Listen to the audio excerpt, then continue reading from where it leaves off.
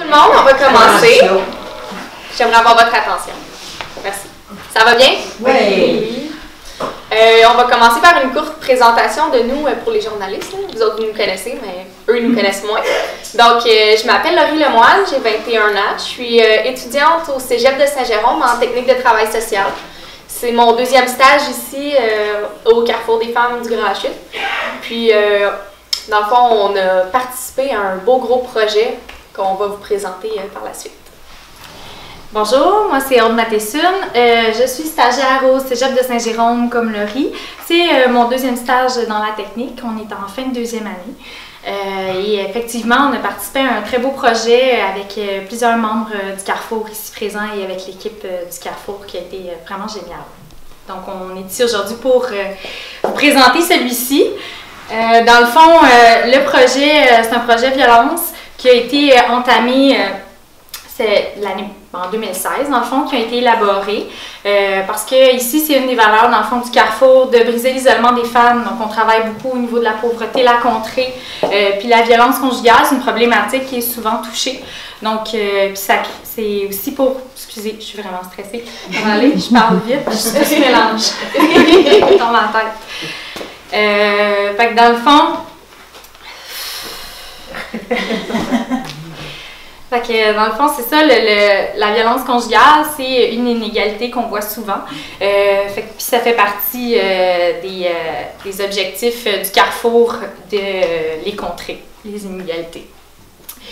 Donc, le projet violence que j'ai dit tout à l'heure a été entamé l'année passée, en 2016.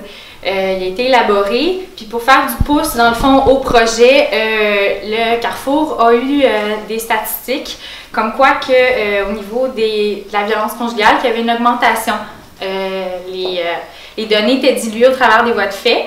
Par contre, il y avait une augmentation, puis là, ça a vraiment donné du pouce au fait qu'ils voulaient faire un projet là-dessus, puis qu'il fallait vraiment qu'on voit qu'est-ce qui se passait avec ça.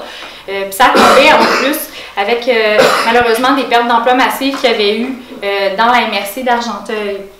Donc, ça coïncidait avec ça. C'est pour ça que le projet s'appelle « Quand la pauvreté et la violence sont complices ». Donc, on a travaillé à élaborer ou voir s'il y avait des liens, dans le fond, possibles entre ces deux problématiques.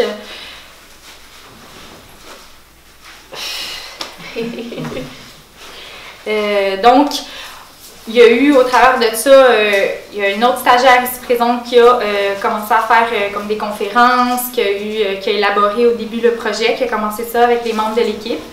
Donc, ce qui a été parti là-dessus, ça a été le Vox Pop. Ça, c'est la partie dans laquelle nous, on est embarqués. Dans le fond, quand on est arrivé la deuxième semaine, déjà le Vox Pop était prévu. Donc, on a sauté à pieds joints dans le projet, je dirais. Puis, ça a été quand même un défi, puisque pour le Vox Pop, on est allé dans le centre d'achat, à la Chute, dans le Carrefour. Puis, on a interpellé des gens, des passants comme ça. On a essayé de faire quand même une belle gamme différente, jeunes, vieux, femmes, hommes. Puis, on leur a posé 3 questions. Dans quelle tranche d'âge pensez-vous qu'il y a plus de violence conjugale? Dans quel secteur d'Argenteuil pensez-vous qu'il y a plus de violence conjugale? Puis s'il y a des liens entre la violence conjugale et la pauvreté. Fait qu'on a eu beaucoup de réponses. On a fait ressortir des préjugés de la part des habitants de la Chute. Même, il y en avait qui venaient pas mal de la MRC. Puis, dans le fond, le Vox Pop, c'est ça le but. De voir, en fait, c'était quoi les croyances et les préjugés à propos de ça. Puis, moi aussi, je suis stressée un peu, je vais vous avouer. C'est notre première conférence de presse, en fait que... c'est ça. Je suis bloquée. Dans le fond, c'est aussi de voir si les gens voyaient eux-mêmes des liens entre la pauvreté et la violence, parce que le projet était basé là-dessus. Fait que c'était une de nos questions qu'on demandait aux gens. Ce projet-là, le Vox Pop, qui a été réalisé avec la télévision communautaire d'Argenteuil, a été présenté le 8 mars pour la journée de l'égalité sans limite, la journée internationale des femmes. Donc, on l'a présenté ici au Carrefour. Et de cela, on a eu un dîner-discussion. Donc, il y a plusieurs sujets qui sont ressortis.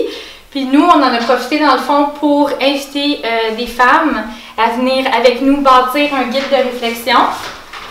Donc, ceci. sur lequel, dans le fond, on travaillait pour accompagner le Vox Pop. Ceci.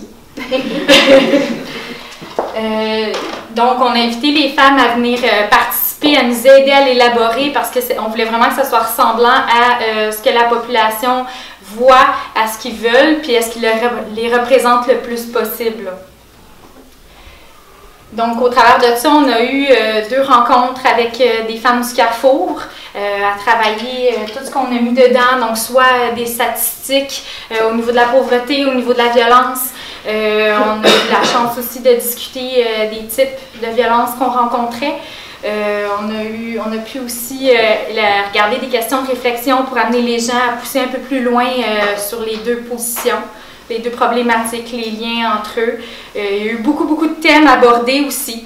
Donc tout ça est inclus dans le guide que nous, on a fini d'élaborer, dans le fond, avec toutes les idées des femmes qui ont participé. Comme Maud l'a dit, dans le fond, le guide, c'est un outil qui accompagne le Vox Pop.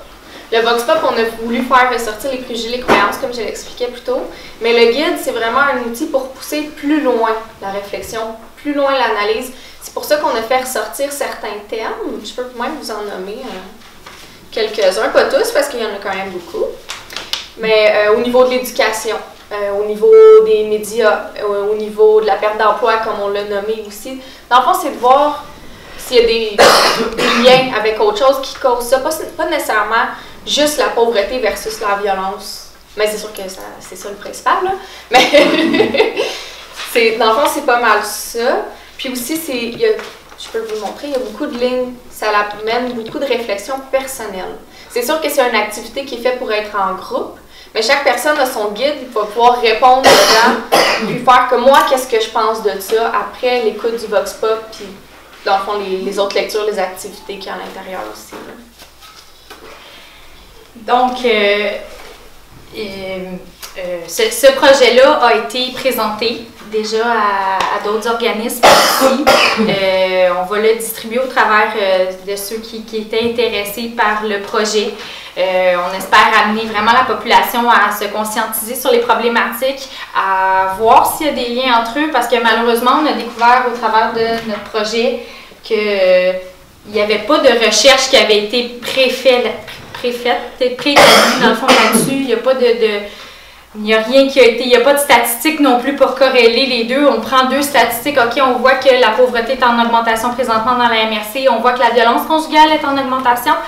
Par contre, il n'y a aucune recherche qui a été faite là-dessus encore. Fait que c'est vraiment pour voir, y en a-tu des liens ou non, moi, qu'est-ce que j'en pense, puis nous, ce qu'on en a conclu, dans le fond, je te laisse aller. C'est des sous-conséquences.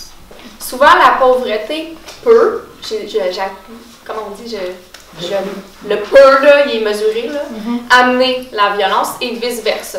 Si tu es dans un contexte de pauvreté, souvent tu vas vivre du stress, des situations pas le fun, je vais dire comme ça, puis ça peut te prédisposer à faire vivre la violence conjugale ou l'inverse.